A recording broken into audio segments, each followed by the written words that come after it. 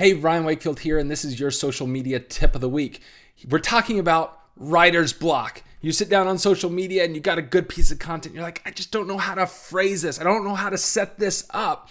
I need this to be good, but I just don't know how to start. So when you get there, here's your tip. Don't write like you're writing to the entire church or like, dear Facebook, like you're writing to everyone. Instead, write to one person and pick out a single person and their name. So if you're like, man, I've got this good piece of content, who is this content going to be great for? Pick out that group of people. Now, who is one person in that group that you know personally?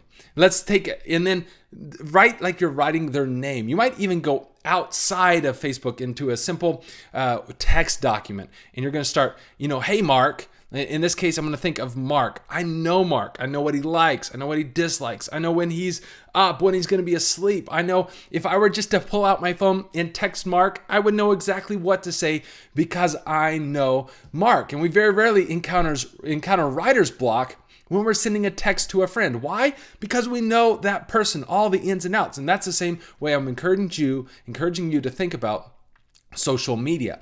And don't think like it's going to the masses. Think like it's going to one person. This is a great tip, whether you have writer's block or not, because it will make your writing much more personal, much more interesting, and much more engaging and less formal. And quite frankly, on social media, that's the type of writing that will help extend your reach a whole bunch more, because it puts that social element back in social media. It adds personality to your writing that if you were writing to the masses wouldn't be there. In fact, it's a great tip if you also help your church write email. Sit down and if you have a topic and write it to one person first, then go back and make it make sense to your entire audience. And I'm telling you, it'll change the way you approach email. It'll change the way you approach social media. It will make you much, much more effective. And if you ever get blocked, it's a simple way to help clear your mind, get some clarity, get something on the screen, tweak it a little bit,